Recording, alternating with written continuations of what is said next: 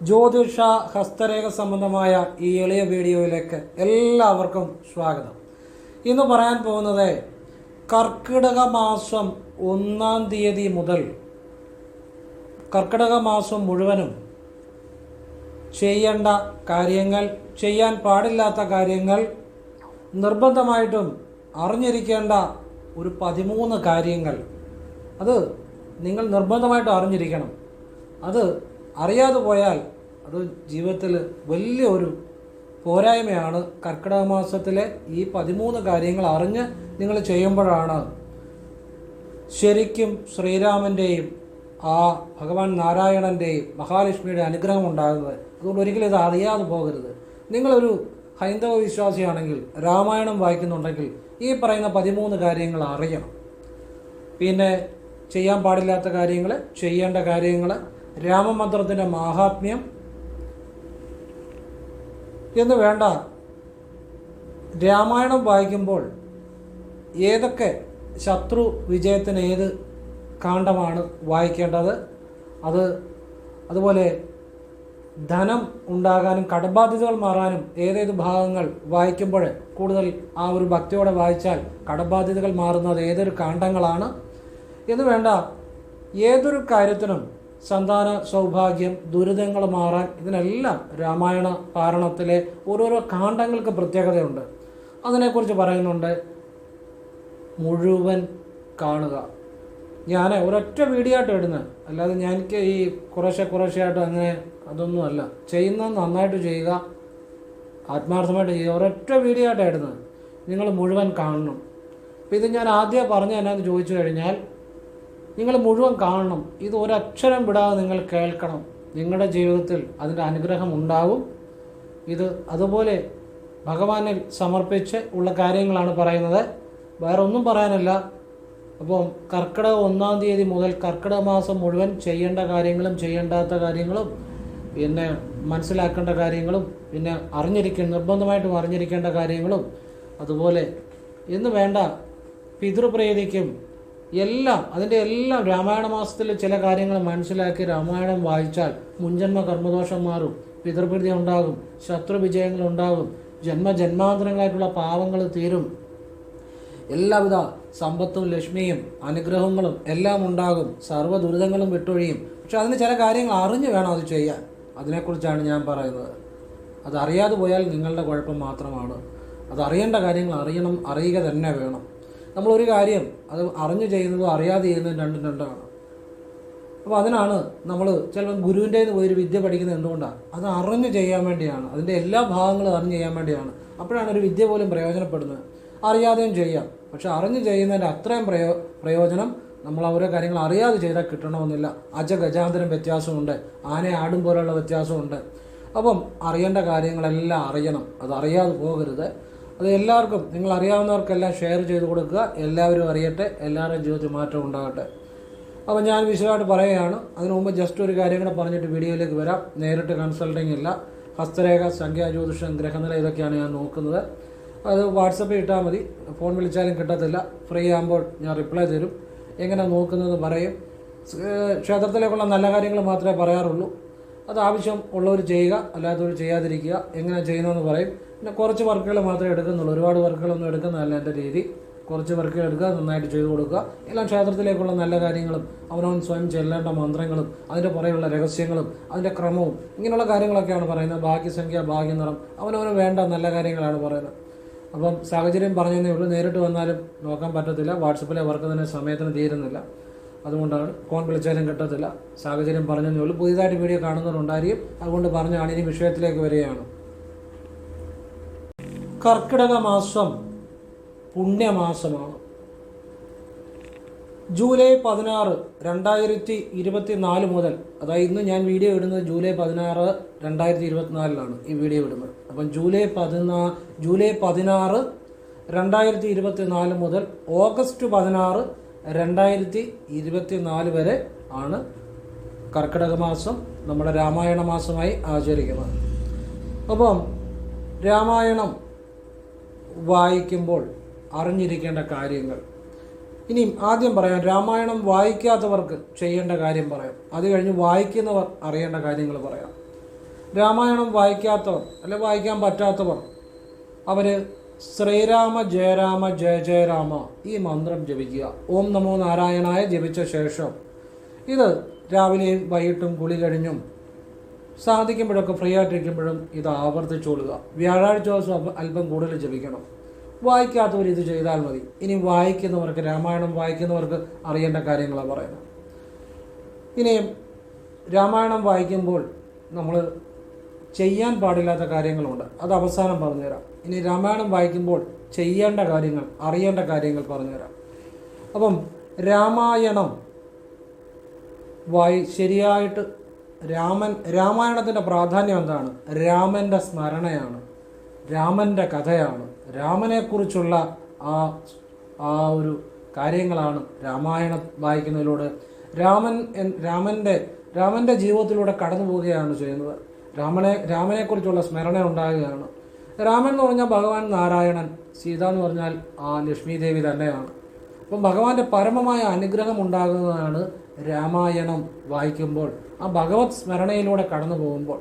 ഇത് ഒരു ശുദ്ധീകരണവും കൂടാണ്, ആത്മശുദ്ധീകരണവും കൂടാണ്. ജീവിതത്തിലെ പാപങ്ങളെല്ലാം മാറുകയാണ്. അപ്പം ഒന്നാമത്തെ കാര്യം, രാമായണം വായിക്കുന്നതിന് മുമ്പ് നിങ്ങളുടെ ഗുരുവിനെ വന്ദിക്കണം. ഒരു ഗുരുവില്ലെങ്കിൽ ഗുരുവിനെ ശിവനെ ഗുരുവായി കണ്ട് വന്ദിച്ചാൽ മതി. പിന്നെ നിങ്ങളുടെ കുടുംബദേവതയെ വന്ദിക്കണം. കുടുംബദേവതയെ അറിയത്തില്ലെങ്കിൽ എൻ്റെ കുടുംബദേവതയെ എന്ന് വിളിച്ചാൽ മതി. ഇനി എൻ്റെ അമ്മയുടെ കുടുംബദേവതയെ പ്രണാമം, എൻ്റെ അച്ഛൻ്റെ കുടുംബദേവതയെ പ്രണാമം എന്ന് പറഞ്ഞാലും മാറി നന്നായിരിക്കും. അതിനുശേഷം ഗണപതി ആദ്യം വന്ദിക്കേണ്ടത് ഗണപതിയാണ് കേട്ടോ. ഗണപതിയെ വന്ദിച്ച ശേഷം വേണം ഏതൊരു കാര്യവും ആരംഭിക്കാൻ. ആ ഗണപതി ഒന്ന് സ്മരിച്ച ശേഷം ഗുരുവിനെ സ്മരിക്കുക, കുടുംബദേവതയെ സ്മരിക്കുക, ഇഷ്ടദേവതയെ സ്മരിക്കുക. കാരണം ഗണപതി ആദ്യം സ്മരിക്കുന്നത് വിഘ്നങ്ങളില്ലാതെ മുന്നോട്ട് പോകാൻ നല്ലതാണ്.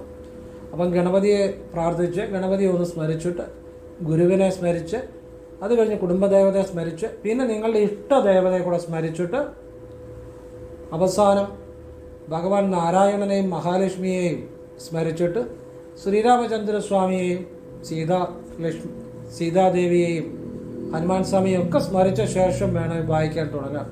ഇത്തരം കാര്യങ്ങൾ ചെയ്താൽ അത് പരിപൂർണമായി. ഇത്തരം പേരെ സ്മരിക്കണം, എന്നാലേ അത് പരിപൂർണമാകത്തുള്ളൂ, അല്ലെങ്കിൽ അത് അപൂർണമാകും.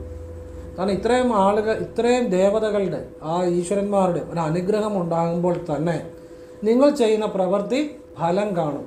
നിങ്ങൾ വായിക്കുന്ന അല്ലെങ്കിൽ നിങ്ങൾ പാരായണം ചെയ്യുന്ന രാമായണം കൊണ്ട് നിങ്ങൾക്ക് ഒരു അനുഗ്രഹം ഉണ്ടായി വരും. അപ്പോൾ അതിന് ഇത്രയും ഒരു സ്മരണ അല്ലെങ്കിൽ ഇത്രയും ഒരു വന്ദനം ആവശ്യമാണ്. ഇനി രാമായണം വായിക്കുന്നതിന് മുമ്പായിട്ട് നിങ്ങളുടെ വലത് കൈയിൽ അല്പം ഉള്ളം കൈയിൽ വെള്ളം തൊട്ട് കൈ രണ്ടും കൂട്ടി തിരുമി കഴിഞ്ഞ് ഞാനീ പറയുന്ന പോലെ ചെയ്താൽ അച്ചട്ട ബലമുണ്ടാകും. ഒന്ന് വടക്കോട്ട് തിരിഞ്ഞു നിന്ന് ഓം നമോ നാരായണായ ശ്രീരാമ ജയരാമ ജയ ജയരാമ, വീണ്ടും അല്പം വെള്ളം വലത് കൈയിൽ തൊട്ട് കൂട്ടി തിരുമി കിഴക്കോട്ട് തിരിഞ്ഞു നിന്ന് ഓം നമോ നാരായണായ ശ്രീരാമ ജയരാമ ജയ ജയരാമ ഇത് ജപിച്ചിട്ട് രാമായണം വായിക്കാനിരിക്കുക. അപ്പോൾ ആദ്യം ഗണപതി, ഗുരു, കുടുംബദേവത, ഇഷ്ടദേവത, പിന്നെ ഭഗവാൻ നാരായണൻ, മഹാലക്ഷ്മി, ശ്രീരാമചന്ദ്രസ്വാമി, സീതാദേവി, ഹനുമാൻ സ്വാമി, ഇത്രയും പേരെ സ്മരിച്ച ശേഷം വേണം ഇത് ചെയ്യാൻ. അത് ബലമാകും. അച്ചട്ടാണ് ഇത് രാമായണം വായിക്കുന്നതിന് മുമ്പ് ചെയ്യുക. എന്നിട്ട് നിങ്ങൾ രാമായണം കിഴക്കോട്ട് തിരിഞ്ഞിരുന്ന് വായിക്കുന്നത് വളരെ നല്ലതാണ്, ഏറ്റവും ഐശ്വര്യപ്രദമാണ്. നമ്മളൊരു പുൽപ്പായലോ ഒക്കെ ഇരുന്ന്, തറ ഇരുന്നൊരിക്കലും ചെയ്യരുത്, പുൽപ്പായലോ ഒക്കെ ഇരിക്കുക. ഇനിയും രാമായണം വായിക്കുമ്പോൾ ഒന്നാമത്തെ കാര്യം അറിഞ്ഞിരിക്കേണ്ടത്, കഴിവതും സസ്യാഹാരം ഉപയോഗിക്കുക, നന്നായിരിക്കും. അതിൽ കാര്യമുണ്ട്, കഴിവതും ചെയ്താൽ നന്നായിരിക്കും. രണ്ടാമത്തെ കാര്യം, മനസ്സ വാച കർമ്മണ, നല്ലത് മാത്രം ചിന്തിക്കുക.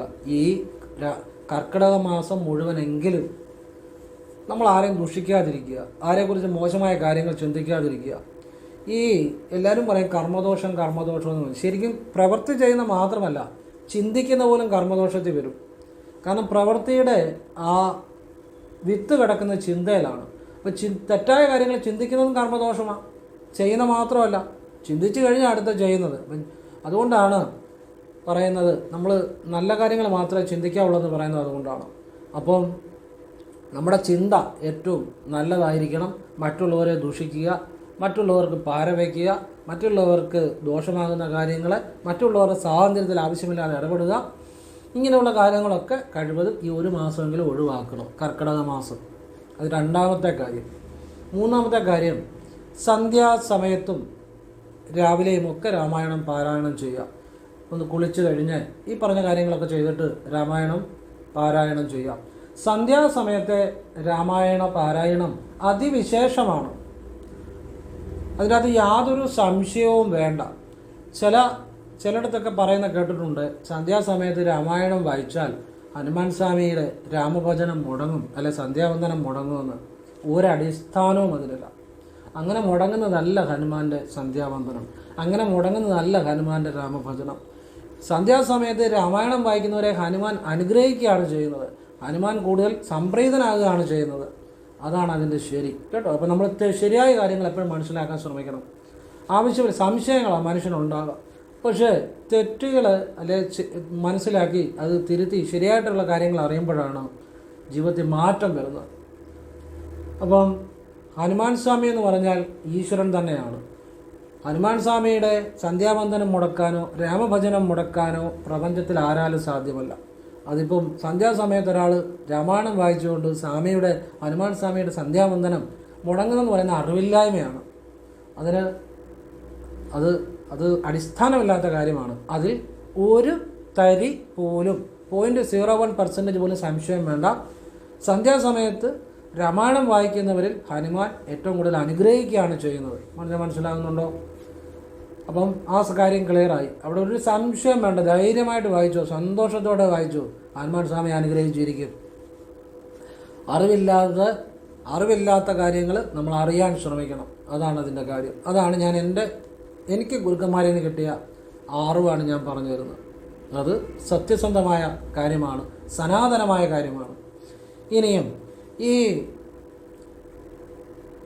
കാട്ടാളൻ വാൽമീകിയായി അദ്ദേഹം നിരന്തരം രാമനാമം ജപിച്ചുകൊണ്ടിരുന്നതാണ്. സന്ധ്യയ്ക്കൊക്കെ രാമനാമം ജപിക്കും സർവ്വസമയവും. അങ്ങനെയാണ് തപസ്സിലൂടെ കാട്ടാളൻ വാൽമീകിയായത്. പുള്ളിക്ക് ഹനുമാന്റെ അനുഗ്രഹമാണ് കിട്ടുന്നത്. ആ രാമമന്ത്രം ആര് ജപിച്ചാലും ഏത് നേരം ജപിച്ചാലും അനുഗ്രഹം കിട്ടുന്നത്. ഇന്ന നേരം ജപിക്കാൻ പാടില്ല എന്നൊന്നുമില്ല കേട്ടോ. അതൊക്കെ അത് ശരിയായിട്ട് അറിയാത്തതുകൊണ്ടാണ്. അപ്പം ധൈര്യമായിട്ട് ജപിച്ചു. ആ ശ്രീരാമൻ്റെ ഹനുമാന്റെ എല്ലാ അനുഗ്രഹം കിട്ടും, ഒരു സംശയവും വേണ്ട. എപ്പം വേണേലും രാമനാമം ജപിക്കാം, സന്ധ്യയ്ക്കും ജപിക്കാം. സന്ധ്യയ്ക്ക് ജപിക്കുന്നത് ഏറ്റവും ശ്രേഷ്ഠമാണ്, വ്യക്തമാണ്. ഇനി അതിൻ്റെ സംശയത്തിൻ്റെ കാര്യമില്ല. നാലാമത്തെ കാര്യം, നിലവിളക്ക് തെളിയിച്ചിരുന്ന് കിഴക്കോട്ടിരുന്ന് രാമായണ പാരായണം ചെയ്യണം. നിലവിളക്ക് തെളിയിക്കണം, അതൊരു ഐശ്വര്യത്തിൻ്റെ പ്രതീകമാണ്. അതിനെക്കുറിച്ച് ഒരുപാട് കാര്യങ്ങൾ ഞാൻ പറഞ്ഞിട്ടുണ്ട്. അപ്പോൾ നിലവിളക്ക് തെളിയിച്ചു, നിലവിളക്കിൻ്റെ നിങ്ങൾ കിഴക്കോട്ട് തിരിഞ്ഞിരുന്ന് രാമായണം വായിക്കണം. നിലവിളക്കിൻ്റെ മുന്നേ ഇരുന്ന് അല്ലെങ്കിൽ നിലവിളക്ക് തെളിയിച്ചിട്ട് വായിക്കുമ്പം അത് വളരെ ഐശ്വര്യമാണ്. ദീപം തെളിയുന്നിടത്ത് എല്ലാം ഈശ്വര്യമായ ഒരു സാന്നിധ്യം ഉണ്ടാകും എന്നുള്ളതാണ് അതിൻ്റെ രഹസ്യം. മനസ്സിലാകുന്നുണ്ടോ? അത് രാവിലെ ആണെങ്കിലും വൈകുന്നപാടാണെങ്കിലും ദീപം തെളിയിച്ചിട്ട് പ്രാർത്ഥിക്കുന്ന രാമായണം വായിക്കുന്നത് വളരെ നല്ലതാണ്. ഇനി അഞ്ചാമത്തെ കാര്യം, കേടുപാടുകൾ വന്ന പുസ്തകം രാമായണ ഗ്രന്ഥം കഴിവതും ഒഴിവാക്കിയിട്ട് പുതിയ ഒരു ഗ്രന്ഥം വാങ്ങണം. അതിൻ്റെ അത് കാര്യമുണ്ട് കേട്ടോ. ചെറിയ കാര്യമല്ല, അത് വലിയ കാര്യമാണ്. നിങ്ങൾ ചെയ്യുന്നതിന് ഫലമുണ്ടാവും. കാരണം പുതിയ കേടുപാടുകൾ വന്ന ആ ഗ്രന്ഥം നിങ്ങൾ ഒഴിവാക്കുക എന്ന് പറഞ്ഞാൽ നിങ്ങളുടെ പൂജാമുറിയിൽ എവിടെയെങ്കിലും വെക്കുന്നത് തെറ്റില്ല. പക്ഷെ പുതിയ ഗ്രന്ഥം വാങ്ങി അത് കുറച്ചുകൂടി നല്ലതാണ്. ചെയ്ത് നോക്കുമ്പോൾ നിങ്ങൾക്ക് മനസ്സിലാവും. കാരണം അത് പുതിയൊരു അനുഭവം, പുതിയൊരു ചിന്ത അത് നൽകുമ്പോഴാണ് നമ്മുടെ ആ ഒരു സബ് കോൺഷ്യസ് മൈൻഡിലേക്ക് ആ പുതുമ ചെല്ലുമ്പോൾ, ആ പുതിയൊരു അനുഭവം ഉണ്ടാകുമ്പോഴാണ് പെട്ടെന്ന് ആ ചെയ്യുന്ന കാര്യങ്ങൾ വർക്കൗട്ട് ആകുന്നത്. അപ്പോൾ പുതിയ ഗ്രന്ഥം വാങ്ങുക, അപ്പോൾ ഐശ്വര്യമായിട്ട് തുടങ്ങുക. മനസ്സിനും അതൊരു പുതിയ അനുഭവമായിരിക്കും. ചെയ്ത് നോക്കിയോ, ജീവിതത്തിൽ അതിൻ്റെ ഗുണമുണ്ടാവും. ഈ പ്രാവശ്യം അങ്ങനെ ചെയ്തു നോക്കിയോ, അതിൻ്റെതായ ഒരു മനസ്സിന് സന്തോഷം, സമാധാനം, സമ്പത്ത്, ഐശ്വര്യം ഒക്കെ ഉണ്ടായി വരും. ഇനി ആറാമത്തെ കാര്യം, വീടും പരിസരമെല്ലാം ശുചിയായി വൃത്തിയായി സൂക്ഷിക്കണം കേട്ടോ. കാരണം അത് പെട്ടെന്ന് അതിൻ്റെ കാര്യം എന്താണ്?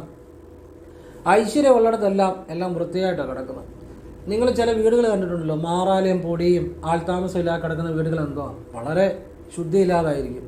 അപ്പോൾ ഐശ്വര്യം, ആളുകൾ താമസിക്കുന്നുണ്ടെങ്കിൽ അവിടെ ഒരു ഐശ്വര്യമുണ്ടെങ്കിൽ വൃത്തിയായിട്ട് സൂക്ഷിക്കണം, അത്രയേ ഉള്ളൂ. ആ വൃത്തിയുള്ളിടത്തേക്ക് ഒരു ഈശ്വര സാന്നിധ്യം ഉണ്ടാകത്തുള്ളൂ. മനസ്സിലാവുന്നുണ്ടോ? അപ്പോൾ വീടും പരിസരമെല്ലാം ശുദ്ധിയായിട്ട് സൂക്ഷിക്കണം. ഇനി ഏഴാമത്തെ, നമ്മൾ ഈ വായിക്കുന്ന രാമായണ ഗ്രന്ഥം ക്ഷേത്രത്തിൽ, വിഷ്ണു ക്ഷേത്രത്തിൽ കൊടുത്തുനിന്ന് പൂജിച്ച് വാങ്ങുന്നത് നല്ലതാണ്.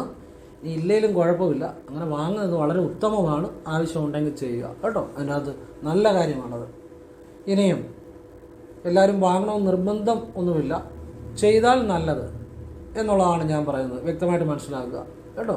അപ്പോൾ നമ്മൾ വായിക്കുന്ന ഗ്രന്ഥം ഒന്ന് ക്ഷേത്രത്തിൽ പൂജിച്ചിട്ട് വാങ്ങുന്നത് നല്ലതാണ്. ഇനിയും വാങ്ങിയില്ല, അങ്ങനെ പൂജിച്ചില്ലെങ്കിലും കുഴപ്പമൊന്നുമില്ല.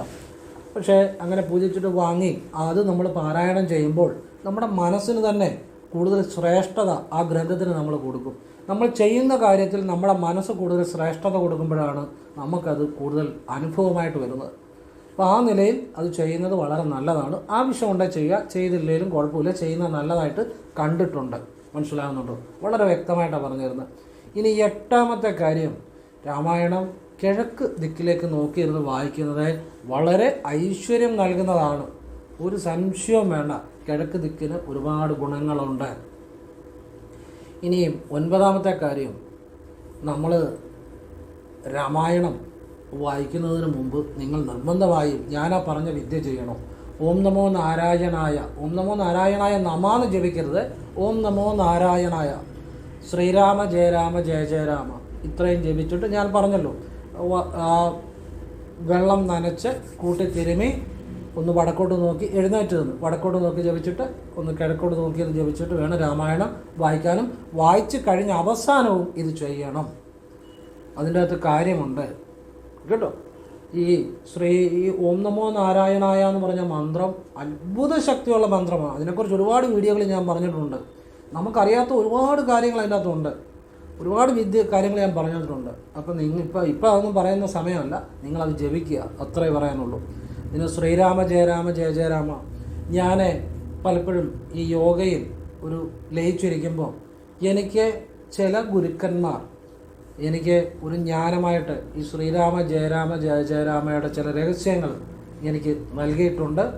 അതുകൊണ്ടാണ് പറഞ്ഞത് അതിന് പ്രത്യേക ശക്തിയുണ്ട്.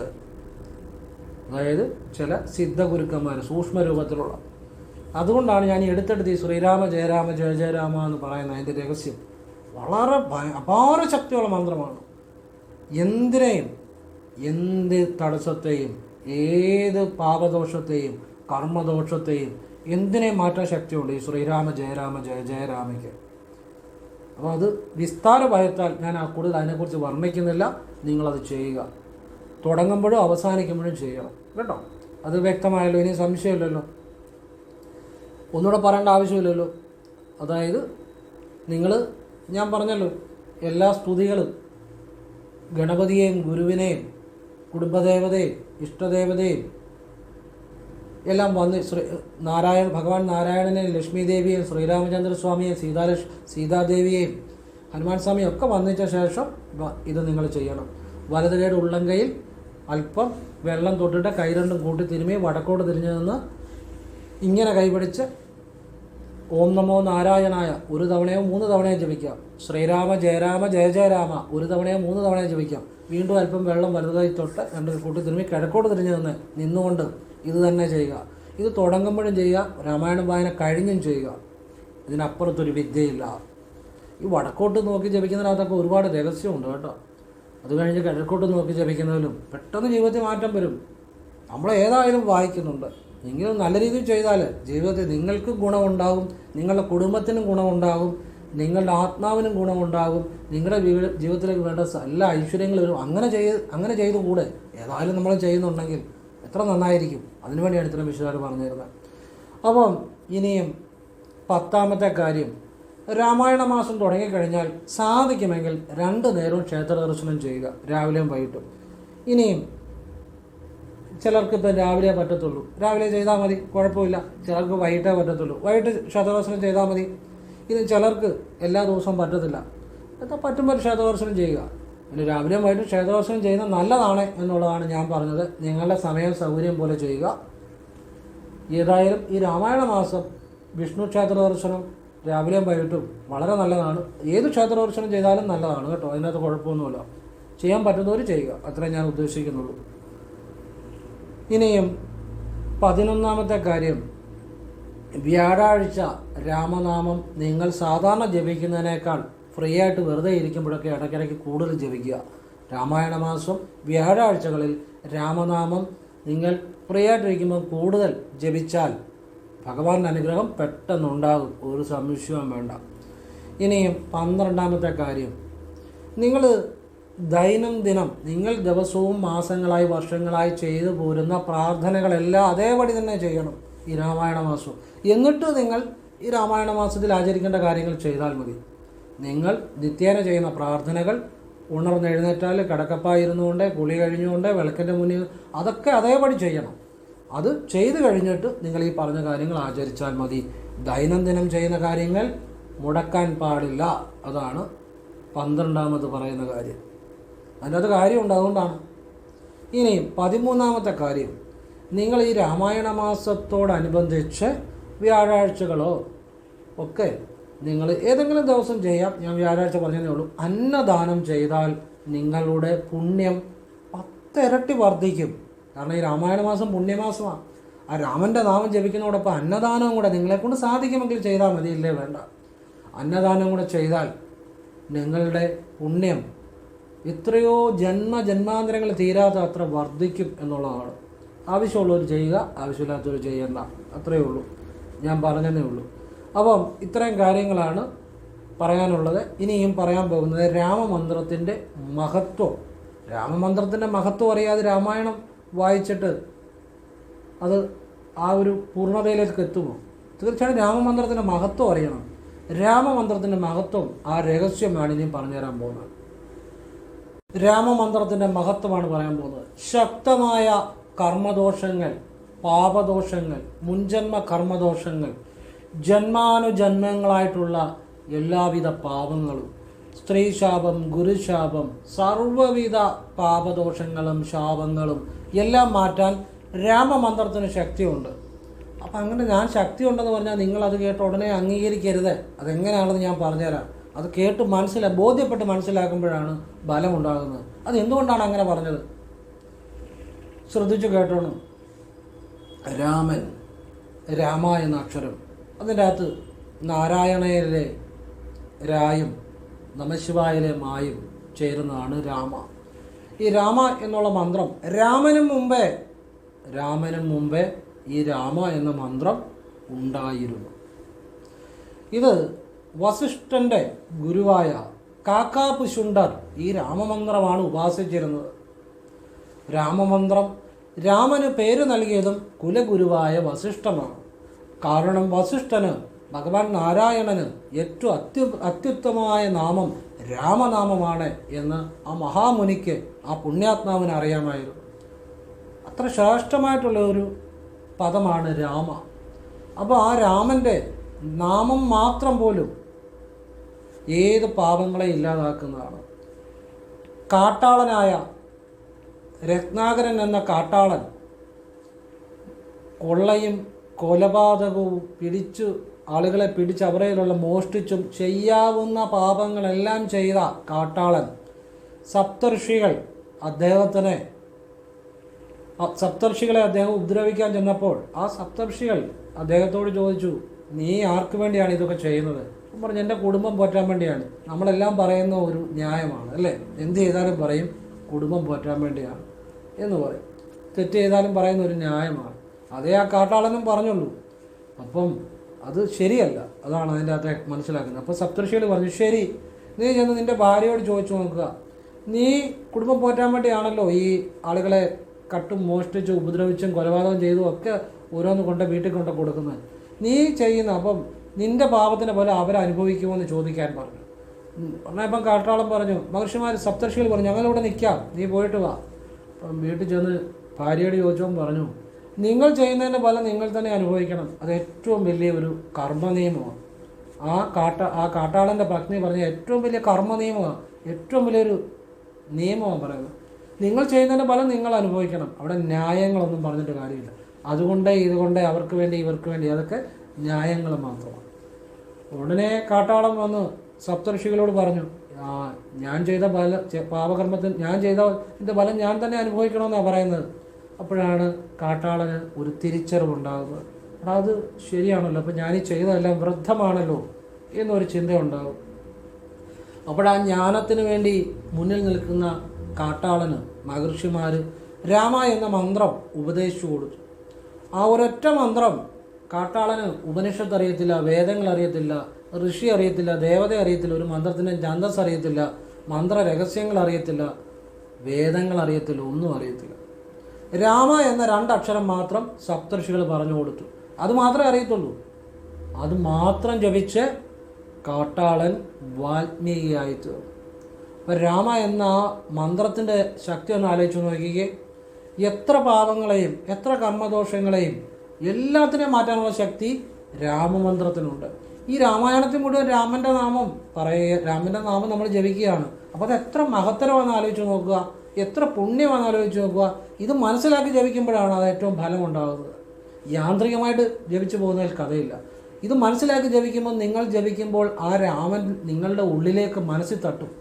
അപ്പോൾ നിങ്ങളുടെ മനസ്സിലേക്ക് ചെല്ലുന്നതാണ് എല്ലാം നിങ്ങളെ മാറ്റമുണ്ടാക്കുന്നത്. അല്ലാതെ നമ്മളൊരു പേരിന് വേണ്ടി അല്ലെങ്കിൽ ഒരു തീർക്കാൻ വേണ്ടി ഈ രാമായണ മാസം, ഈ കർക്കിടക മാസം കൊണ്ട് ഇത് എങ്ങനെയെങ്കിലും തീർക്കണമല്ലോ എന്ന് കരുതി വായിക്കുമ്പോഴല്ല.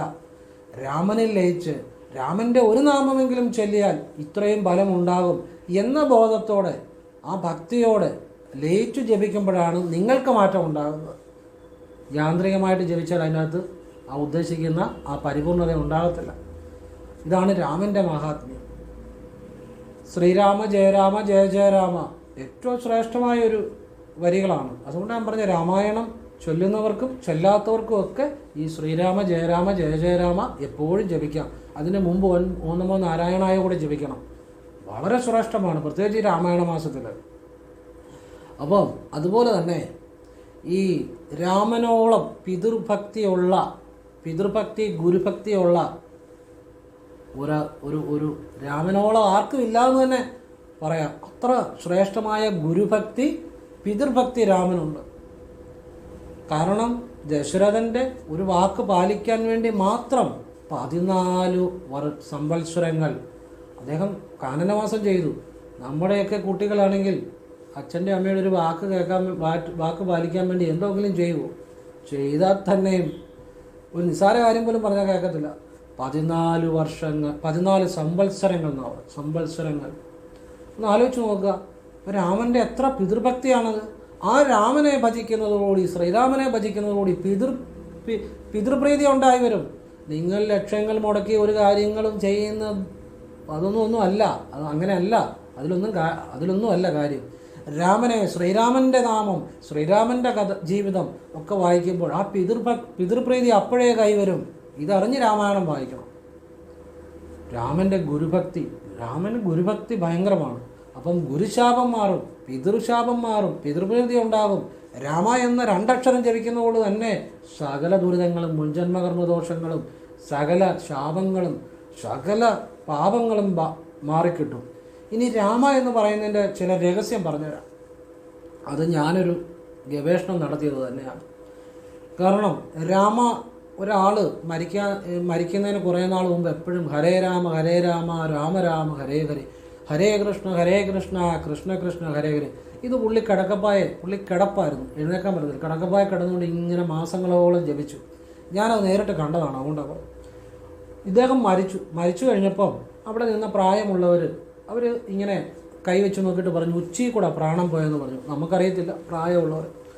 എന്തായാലും കൊള്ളാം. ഞാൻ ആ മരിച്ച സമയത്തെ ഗ്രഹനിലയും കാര്യങ്ങളും ഒക്കെ എടുത്ത് അതിനെ പഠിച്ചപ്പോൾ ഇദ്ദേഹം മരിച്ചത് ത്രയോദശിക്കാണ് മരിക്കുന്നത്.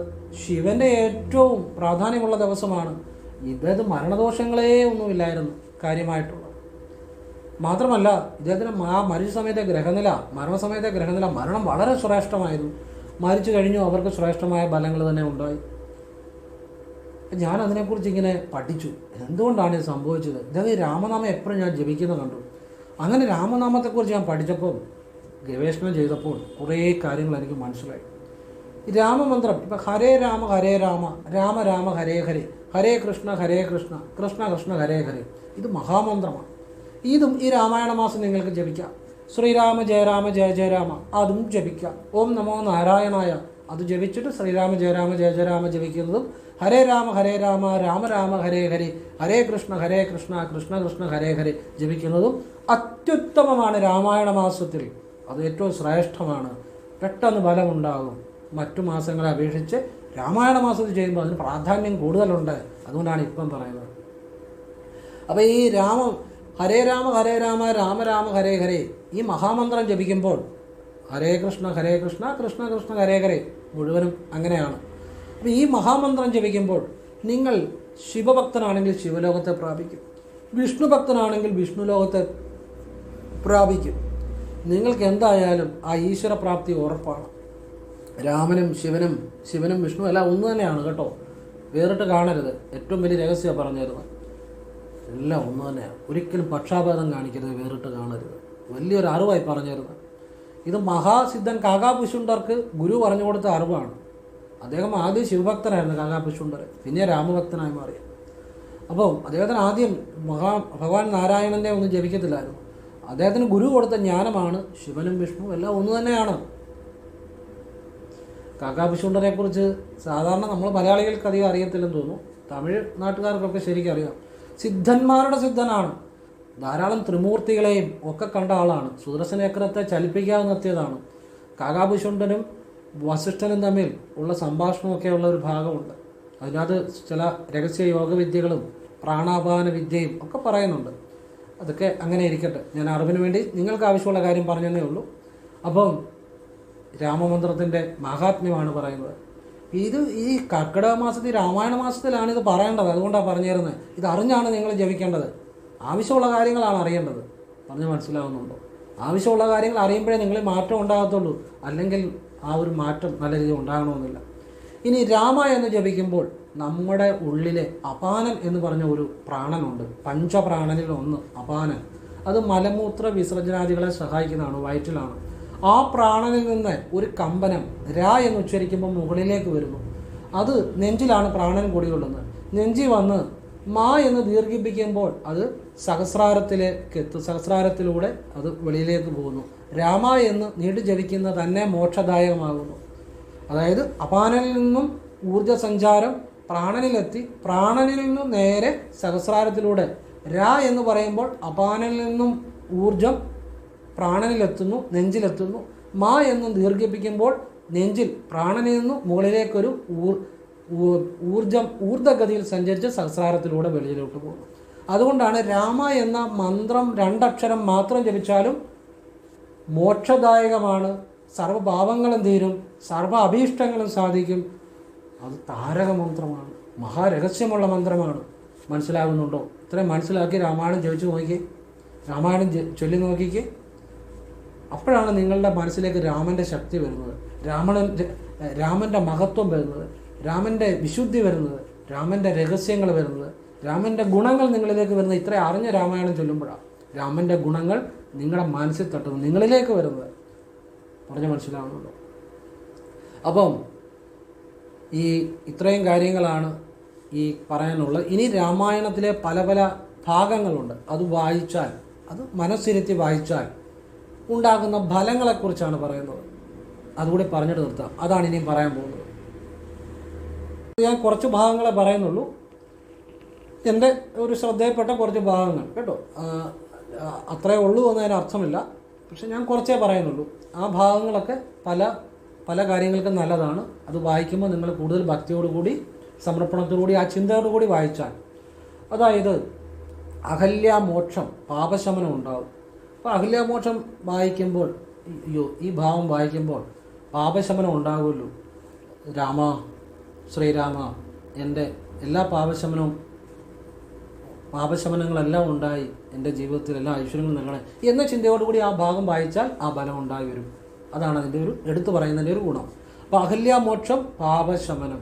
അഹല്യാസ്തുതി വായിക്കുമ്പോൾ ജന്മാന്തരങ്ങളായിട്ടുള്ള കർമ്മദോഷങ്ങൾ മാറും. അപ്പോൾ ആ ഭാഗം വായിക്കുമ്പോൾ ഈശ്വര, ഈ ഭാഗം വായിച്ചാൽ ജന്മജന്മാന്തരങ്ങളായിട്ടുള്ള കർമ്മദോഷങ്ങൾ മാറുമെന്നാണല്ലോ പറയുന്നത്.